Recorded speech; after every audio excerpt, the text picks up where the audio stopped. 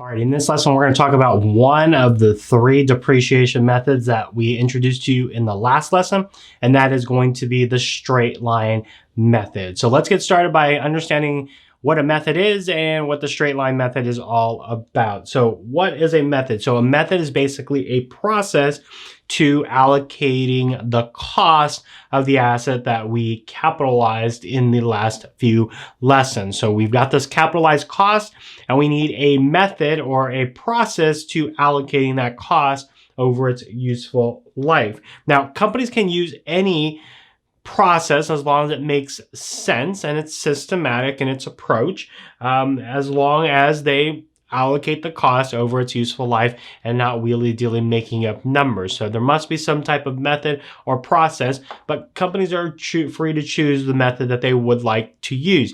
So the first method that we're going to use is the most popular method, and that is the straight line method. Now, by far, this is the most easiest method you can use, as you'll see here in a few minutes. So a lot of companies use it because of its ease and simplicity of calculating depreciation. Now, the key cornerstone of this straight line method is that we allocate the cost over the useful life using the same amount each year or fraction of it for a period. So once we calculate it once, barring one issue that we'll talk about later on, it will be the same every single year. Okay, so straight line, once we've calculated, we're pretty much done because we'll use that same amount every single year until we retire the asset. So what is the straight line method calculation? Well, it's an easy calculation. All we need is the cost, we need the useful life, and then we also need the residual value that we talked about in the last lesson. So we're going to take the depreciable base, which is the cost minus residual value, and we're going to divide it by the useful life in years. Once we do that, we're going to get as our answer the depreciation in years, and then we're done. So that is the straight line method of calculating depreciation. Now, if we want it on a per month basis, which you might need for your problems or your questions, then we need to convert the yearly depreciation into months, and we can do that by dividing the yearly into 12 pieces. So take the depreciation per year, divided by 12, and that's going to give you a per month. So it's important to keep your months and your years straight. Otherwise, you might over depreciate or under depreciate because you mixed up the years with the months. Okay. Now, if the problem gives you the useful life in months, you could still use this equation here, but instead of useful life in years, you would put useful life in months, and then your answer will spit out as depreciation per month instead of per year. So then you have it on a per month basis. So it's super important to keep yourself straight when it comes to calculating depreciation using time. Okay. So here is an example for us to walk us through the straight line. Assume on January 1, 20X1, Company A purchased a piece of equipment for $295,000.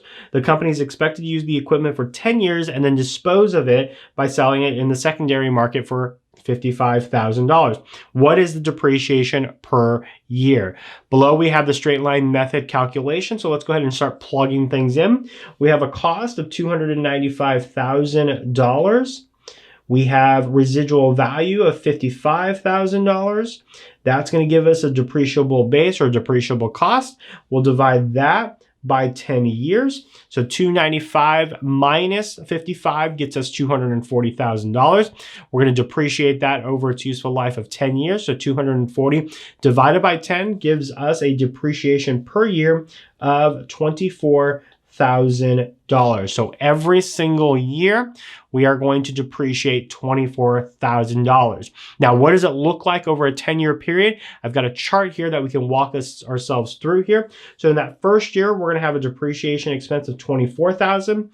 In the second year, $24,000, and it's the same all the way through year 10. The initial cost is the same. in the entire column. And then notice accumulated depreciation is the accumulation of all the depreciation that has been taken since we first acquired the asset. So in this case, we started the year with no depreciation in year one. And then at the end of the year, we depreciated 24,000. So our accumulated depreciation is going to match our depreciation expense of $24,000. Then in the next year, our depreciation is $24,000 again. So we can take last year's accumulated depreciation of $24,000, add it to this year's depreciation expense of $24,000, and we get an accumulated depreciation of $48,000. Moving on into year three, we can take last year's accumulated depreciation of $48,000, add it to this year's depreciation expense, and we get $72,000. And we can continue doing that till the end until we've depreciated all $240,000, which is our depreciable cost that we talked about in the last lesson and just a few minutes ago. And the last column that I have here is the book value. You'll notice that the book value will go down every single year by the amount of accumulated depreciation that we have in our account.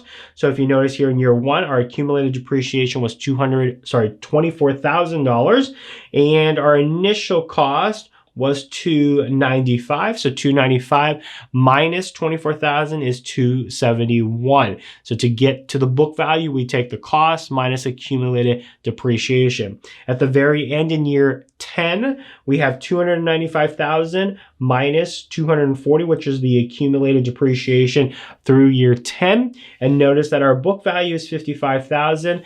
That number matches our residual value, and it should always match your residual value. So at the very final year that you stop taking depreciation expense, that amount should equal your residual value. That number is not allowed to go under residual value unless some other external thing happens, okay? In this case, nothing's happening. So this residual value needs to be, this book value needs to equal the residual value of $55,000. Now, let's take a look at this graphically just to see kind of what it looks like on a graph. So notice here, when we talk about depreciation expense, which is in blue, it stays the same at $24,000 every single year until year 10.